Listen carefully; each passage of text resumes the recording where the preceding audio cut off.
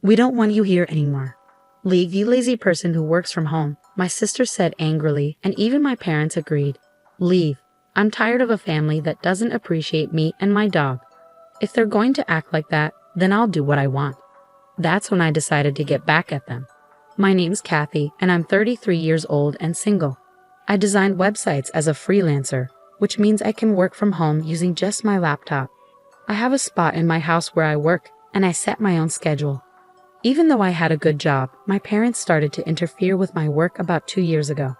One day, while I was working at home, my parents came over to visit. As soon as they walked in, they glanced around the room and began talking. Mom, this house is really spacious. It feels like we could live here too. You're right. There's even a spare room. Plus, it seems like a waste for Kathy to live in such a big house alone. Yeah, let's do it. We'll move in this weekend. My parents didn't even acknowledge me and made all the decisions without consulting me. I made it clear that I didn't want to live with them and said, "Hold on. I don't want to live with you guys." "What are you talking about?" My father's face turned red with anger, and he shouted, "You took control of this house, claiming it from your uncle, trying to make it yours. You've hit a new low. Take over."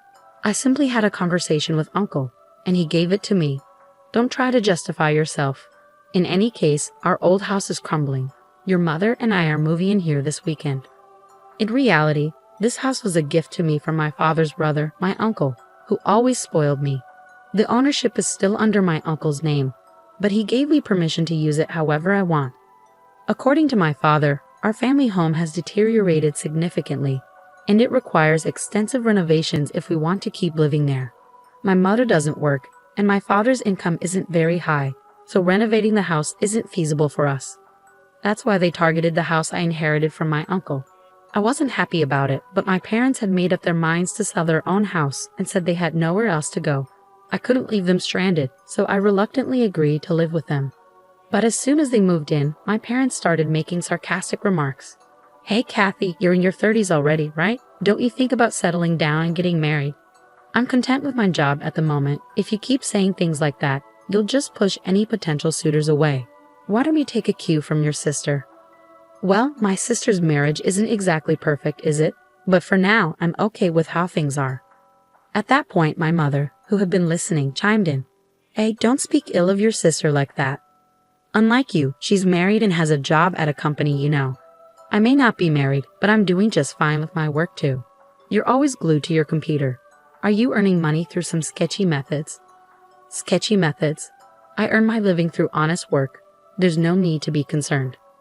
How dare you talk back to your mother? You're nothing like your sister. That's how it went. My parents kept comparing me to my sister. Yes, she has a job at a company, but she's only a temporary worker in an office position. I don't mean to belittle temp jobs, but I certainly make more money than she does. I understand that my parents' generation may not fully understand the idea of working from home, but it was still painful to constantly feel underestimated. Then, one day, while I was preparing dinner instead of my usually idle parents, the doorbell rang unexpectedly. To my surprise, it was my sister Sandy carrying a lot of luggage. "Huh? Sandy, what's happening?" "It's been a while." "Kathy, this might seem sudden, but I'll be staying in this house from now on." I was taken aback and blurted out, "Huh? What a big house. If Uncle was giving it to someone, it should have been me." "Wait, hold on. You're moving and starting today?" I had no idea about this. "Didn't Mom and Dad tell you? I got divorced, you know." "Divorced. So I'll be relying on you from now on." Ignoring my surprise, Sandy went upstairs and claimed an empty room for herself. Despite my attempts to resist, my parents sided with Sandy, and I felt powerless to stop it. From that point on, my stress only grew. After her divorce, Sandy had quit her job and spent her days gossiping about me with our mother. "Hey Mom, you think this dress is cute?" "Oh, absolutely, Sandy. You look so pretty. It suits you perfectly." "Do you agree? It's definitely not something Kathy would wear, right?"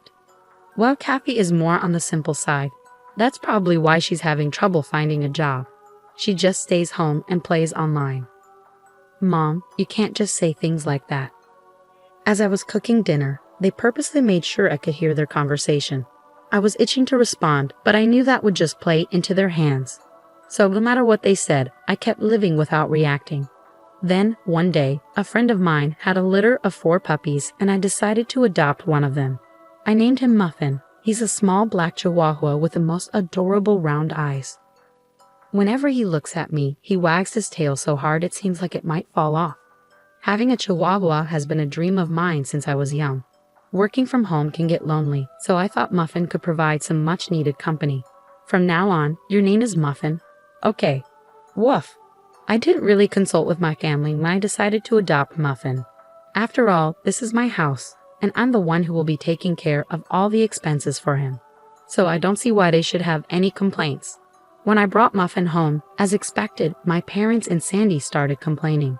Hey, we didn't know you were getting a dog. That's right, dogs can be smelly, you know. I can't stand bad smells. Kathy, how could you just bring a dog home without talking to us first? We didn't agree to this. As they kept complaining, I firmly told them, firstly, I didn't just pick him up off the street. A friend gave him to me. Plus, I'm the one who's going to take care of all the expenses for Muffin, so there shouldn't be any problem. What I choose to have in my house is my business. If you have any complaints, you're welcome to leave. At first, they complained loudly, their faces red with anger. But within a few hours, they were completely won over by Muffin's cuteness and began showering him with affection. Aren't you just adorable? Are you mommy's boy or daddy's? Or maybe sis, look this way, sweetheart. Wait a minute, what happened to their anger from just a moment ago? Was it all just a dream? My entire family became completely enamored with Muffin. From then on, they were always doting on him. Because of this, their animosity toward me decreased, and I could enjoy relatively peaceful days. Then, one day, an incident shattered this calmness. While I was out running an errand, I got a call from my sister Sandy. Hello, come back home immediately. In response to my sister's sudden outburst, I asked what was wrong. She vented her frustration, yelling at me, "It's not what happened. Muffin made a mess on my clothes. What if they smell? Oh, just wash them quickly and they'll be fine. Besides, isn't it your fault for leaving your clothes on the floor?" What? It's my fault? It's your lack of training, Muffin. That's to blame. Enough. Muffin is still a puppy, you know. If you take him out for a walk, he won't make a mess at home. You said you were excited to walk Muffin today. Did you actually take him? Well, I was planning to take him later, and it's all because you didn't train him properly. Then you should compensate me for the clothes. As expected, when I arrived home, my sister was furious. Both my parents had been alerted, and they stood beside Sandy, glaring at me. Sandy tossed the dirty clothes at me and started yelling again. I'm going to make you pay for the cleaning, got it? Why should I? It's your fault for not taking him for a walk and leaving your clothes on the floor. Shut up. Stop arguing back. This only happened because you brought this stupid dog home. What are you going to do about it? Calling him a stupid dog? You were fond of him before. Isn't it harsh to label him that just because he had a small accident? It's your fault for not training him properly. Take responsibility. Why can't my family think beyond their own convenience? While I was appalled by my selfish sister, my parents interjected. Hey, Kathy, shouldn't you at least apologize to Sandy first? That's correct. All of this chaos is because of that Muffin you brought home. Can both of you just stop already? Puppies are like babies. Can't you forgive them for making mistakes once in a while? Pathetic. This mess is all because of this dumb dog. Kathy, you made the right choice by not getting married. If you were a mother, I doubt you'd raise a decent child. What? How could you say that? If you took him for walks properly and kept the house tidy, none of this would have happened. Finally, my sister raised her eyebrow and pointed at me, saying, I've had enough. I don't want you or this stupid dog here. Get out of this house. What? Didn't you hear what I said? I said, leave. We don't want a freeloader who works from home here. A freeloader who works from home? How can someone who's currently unemployed say such a thing? And who do they think is covering the household expenses? It's me. As I stood stunned by my sister's absurd remark, even my parents joined in. That's right, Kathy. Leave this house. Your presence only brings us bad luck. You're a jinx. All 3 of them kept insisting that I leave. In that moment, my anger boiled over. That's enough. I've had it. If this is how it's going to be, just wait and see. Fueled by a desire for revenge, I packed my belongings and left the house with Muffin.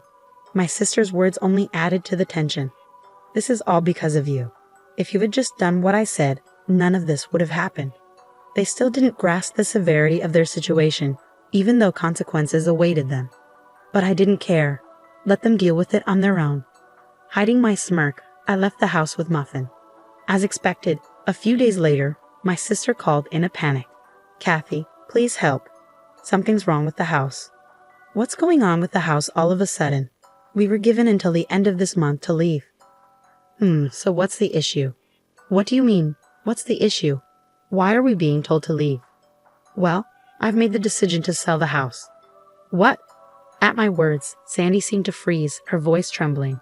She barely managed to speak. "What? What does that mean? You've decided to sell it. You don't have the authority." "Well, actually, I do. You see, that house became mine a month ago." "What?" "Yes, I officially inherited the house from my uncle. And yes, the title is in my name." It's no wonder Sandy was shocked. I hadn't mentioned this to anyone. You're joking, right? Even if Uncle transferred the title to you, you can't just sell it like that." I was concerned too, but right after you told me to leave, I spoke with Uncle. He confirmed that the house is now yours, Kathy. He said, "Do whatever you want. You should get away from that awful family as soon as you can." "What? That can't be."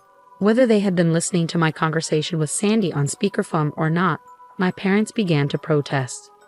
"Kathy, stop this nonsense. We have nowhere else to go if we leave this house." "That's correct. It's unthinkable to treat your own family like this. If you're a good daughter, show some respect to your parents." "Respect?" I questioned them quietly. "What are you talking about? You've always favored Sandy over me. Who do you think has been supporting your lives for the past few years? You all had nowhere to go, so I reluctantly let you move in with me." With an unusually firm tone, my parents were left speechless. Without waiting for a response, I continued. "Who treated me and Muffin like burdens and kicked us out? It was all of you, wasn't it? Trying to find happiness by forcing out the original resident is shameless. You people belong in hell." At my outburst, my father pleaded, "Please help us. We're sorry." "I don't care. Figure it out on your own, you fools." With that, I hung up the phone with a loud click. Then I blocked every family member's contacts. Seeing me raise my voice, Muffin looked up at me with a worried bark. "I'm sorry, Muffin, for shouting. It's okay now. I'll protect you. I'm really glad I could rescue you from that family that treated you so poorly." Later on, it seems my parents and sister were forced to leave the house at the last minute despite their desperate attempts to cling to it. With my father's meager income and my unemployed mother and sister, it's unlikely they can lead a decent life. Rumor has it that my sister is constantly being pressured by my parents to find a job. Their family dynamics seem to be deteriorating by the day. Although I have no interest in how they're doing, it's clear that their living situation has worsened since I left. It's a classic case of getting what they deserve. They brought it upon themselves. Meanwhile, I'm enjoying my days filled with joy with my beloved dog in a new pet-friendly apartment. I can work whenever I please, and there's no one to complain about it anymore. I can use my earnings solely for myself and my dog. I'm incredibly content with my life now. Muffin, let's head to the dog park today. Woof. Muffin seems more lively. Maybe it's because that noisy family is gone. From now on, I want to protect Muffin for the rest of our lives and lead a peaceful existence.